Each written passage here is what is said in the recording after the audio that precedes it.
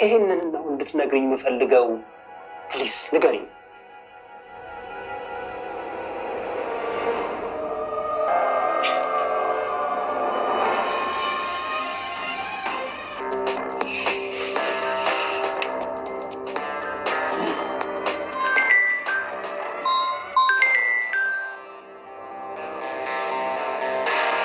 ሄሎ ዝና። ኤፍራታ ማለት አሁንም ስልኳ አይሰራም። እስኪ ሂጂና ጠይቂ። የት? እነ ብሩክ ቤት ነው እንዴ? ይዘዋት ከሆነ እኔ ምን አደርግላታለሁ? መድብል አንቺ ጋር ከነበረ ማን ይሰጣል? ምናልባት ሞገስ እዛ ከነበረ። ሞገስ ነው ያልሽው? እዛ እንዳለ እዛ እንደሚውል ታውቂያለሽ ማለት ነው? እንዴት ማለት መረጃ ያለሽ ማለት ነው? አይ እኔ አላቅም፣ ግን ምናልባት ብዬ ነው። ቤት ሂጂና አጣሪልኝ። እኔ አልሄድም ዝና፣ አንተ ብትሄድ ጥሩ ነው። ያውልሽ ይዘዋት ከሆነ ብዙ ነገር ታውቃለች። እንዴ እና ታዲያ ለፖሊስ ላመልክት እንዴ? ስሚያች፣ እንደዚህ አይነት አማራጭ ከአፍሽ አይደለም ከአይምሮሽ አስወጪ። እኔ ራሴ እሄዳለሁ። አንተ ከሄድክ አብሬ እሄዳለሁ።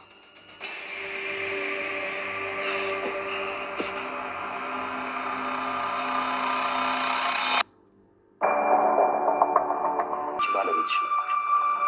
ብዙ ዓመት አቅፈሽው ተኝተሻል። ብሩክ እንደወጣ ሲቀር አያሳስንሽ? እሺ እኔ ምን ላድርግ ታዲያ? የምታውቂውን ነገር፣ ስለ ብሩክ የምታውቂውን ነገር ሁሉ ንገሪ። ብሩክ በህይወት ሊኖርም ላይኖርም ይችላል።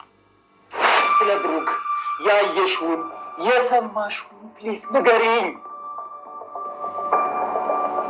ወንድሜ አንድ ነገር ቢሆን ለወንድሜ ተጠያቂ ማድረገው አንቺን ነው። ይበቃል። እሺ ዝና፣ አንድ የሚያጠራጥር ነገር ነግሮኝ ያውቃል። ምን ብሎ?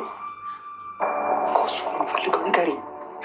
አንድ ቀን ስለ ብሩክ እያወራን እያለ የሆነ ነገር ብሎኛል እኮ። ምንድን ነው ያለሽን ንገሪኝ። ምንድን ነው ያለሽ? ንገሪኝ።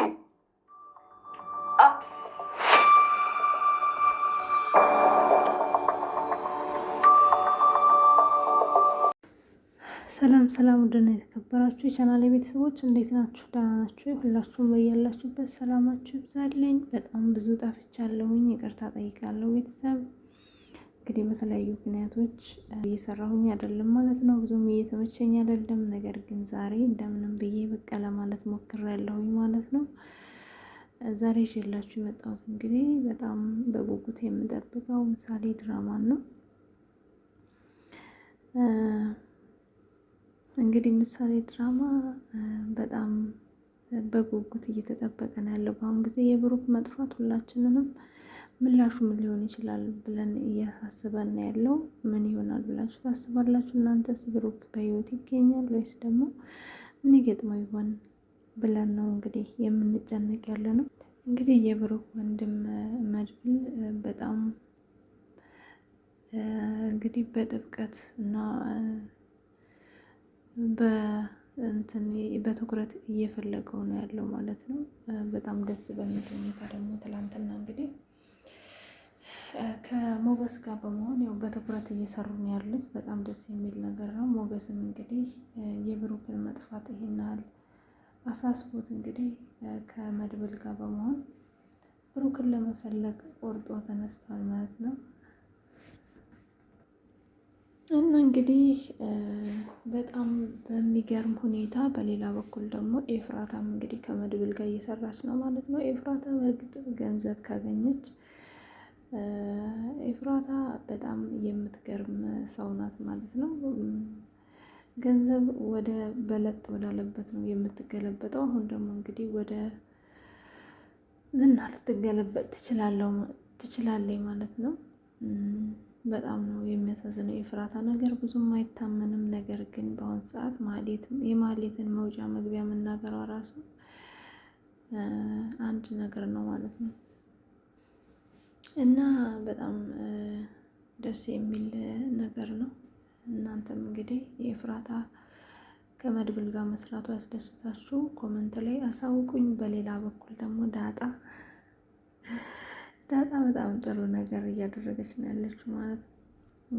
እንግዲህ ማህሌትን ለመበቀል ቆማ ተነስታለች።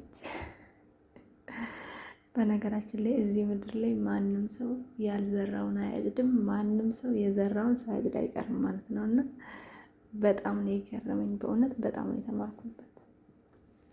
እና እንግዲህ በተደጋጋሚ ጊዜ እንግዲህ ማህሌትን ለመያዝ እየሞከሩ ነበረ። ማህሌትም እንግዲህ እንዳያችሁት ከኤፍራታ ጋር በመሄድ እንደገና የመጥሪያ ወረቀት ለነ ብሩክ እንዲሁም ደግሞ ለነ ቅድስት ለመስጠት እየሄደች ነበረ። በዛን ጊዜ ግን መድብልና ዳጣ እንዲሁም ደግሞ ሞገስ በመሆን እየተከታተሏት ነበረ። በጣም ነው ደስ ያለኝ።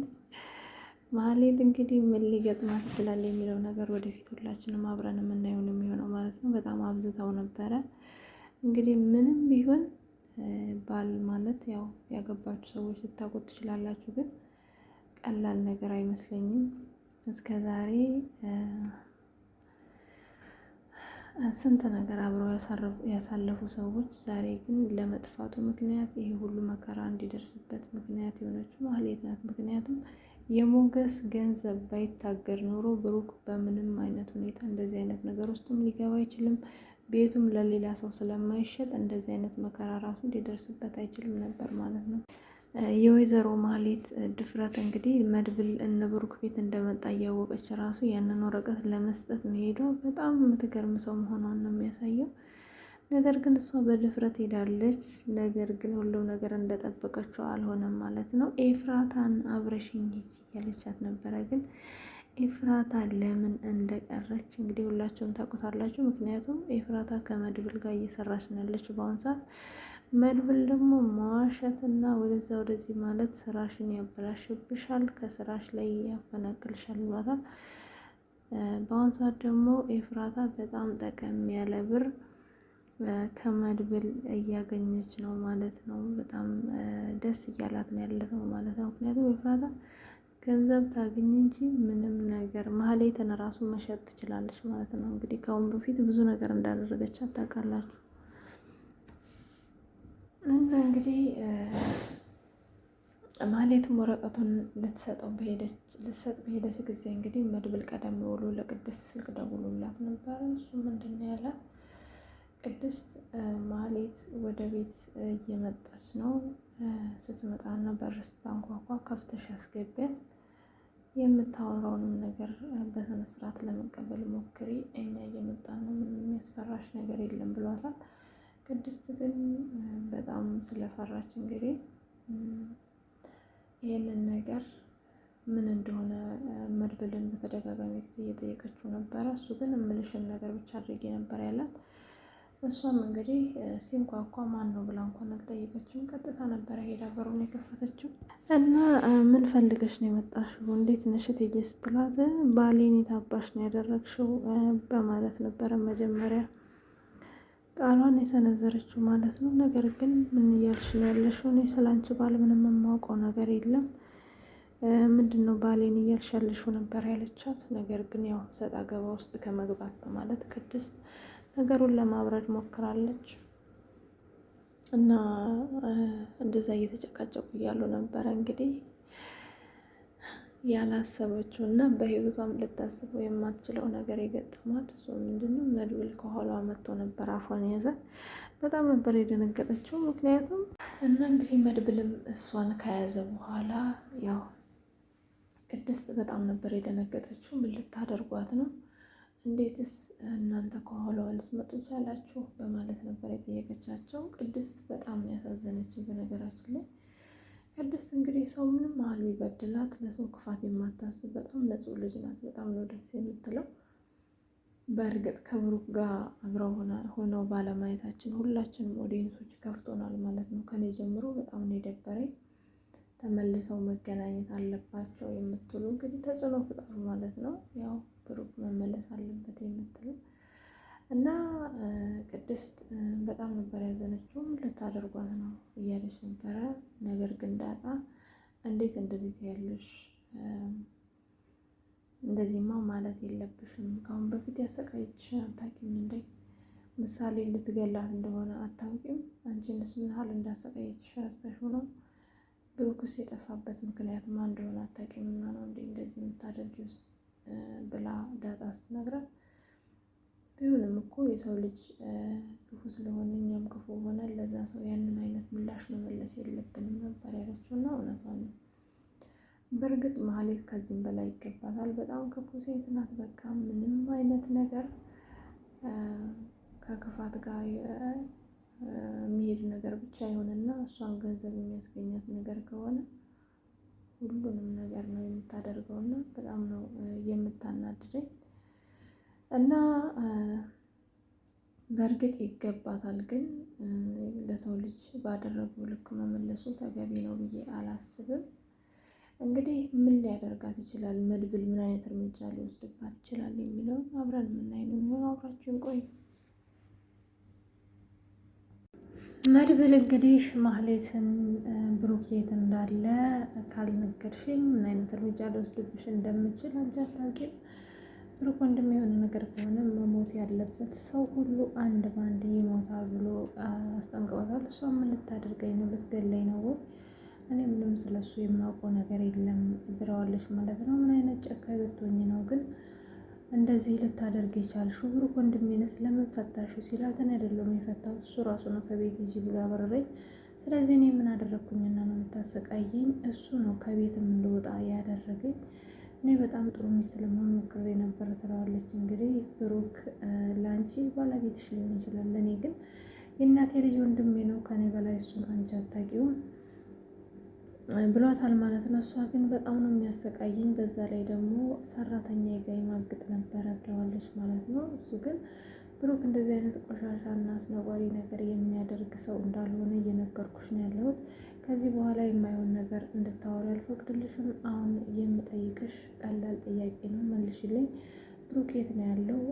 እንዴትስ ቤቱን ሳይሸጥ ሊያሳክም እንደቻለ ንገሪኝ ብሎ እንግዲህ አንድ ባንድ እየጠየቃት ነው ያለው። እሷም እምቢ ስትለው እንግዲህ ዳጣን በመጥራት እንግዲህ ከአሁን በፊት ያደረገችባትን ነገር እንድታደርግባትና እንዲሁም ደግሞ መናገር ስትፈልግ ጥሩ በማለት ጥሏቸው ወጥቷል ማለት ነው። ዳጣም እንግዲህ አንድ ባንድ ከአሁን በፊት እሷ ላይ ስታደርገው የነበረውን በሙሉ እያደረገች ፀጉሯን እየነጨች እንዲሁም ደግሞ ጥፍሯን ለመንቀል ፒንሳ በማምጣት ያው ስታሰቃያት ቆይታለች ማለት ነው። ነገር ግን ጥፍሯን በፒንሳ ተያዘችው በኋላ አላስቻላትም ነበረ። በቃ ጠሪው ነግረዋለሁ በማለት እንግዲህ አስገብተዋለች ማለት ነው። መድብል ከመጣም በኋላ እንግዲህ ነገሮችን ለማረሳሳት ብትሞክርም በፍጹም አይሆንም። የጠራሽኝ እኮ ልትናገሪ ስለፈለግሽ መስሎኛል፣ ስለዚህ ሁሉንም ነገር ተናገሪ ብሏታል። እባክህን መድብል ልቀቀኝ፣ እኔ ምንም የማውቀው ነገር የለም፣ እንድከስ የሚያደረገኝ ዝና ነው በማለት እንግዲህ ነገሮችን ወደ ዝና አዙራለች ማለት ነው። እሺ ብሩክ የት ነው ያለው? ቤቱንስ እንዳይገዛ ያደረገው ወይንም ደግሞ አደንዛዝ እጽ ይዞ እንዲሄድ ያደረገው ማን ነው ሲላት፣ እሱ የዝና ሰዎች ናቸው። ነገር ግን ብሩክ ዝና ሌላ ገዥ ልኮለት ነበረ፣ እነሱን አልፈልግም በማለት እንግዲህ በራሱ መንገድ ፈልጎ ያገኛቸው ሰዎችም የዝና ሰዎች ናቸው። ያው እነሱ ናቸው ማለት ነው። ደግሞ ስለ እነሱ ብዙ ነገሩን የሚያውቀው ዝና ነው በማለት እንግዲህ አሁንም ለመካድ ስትሞክር የመጨረሻ ማስጠንቀቂያ ነው የምነግርሽ፣ እባክሽን ጉዳትን በላሽ ላይ ረዘም ያለ ሰዓት እንዲወስድብሽ አታድርጊ፣ አሁን መናገር አለብሽ ብሏታል።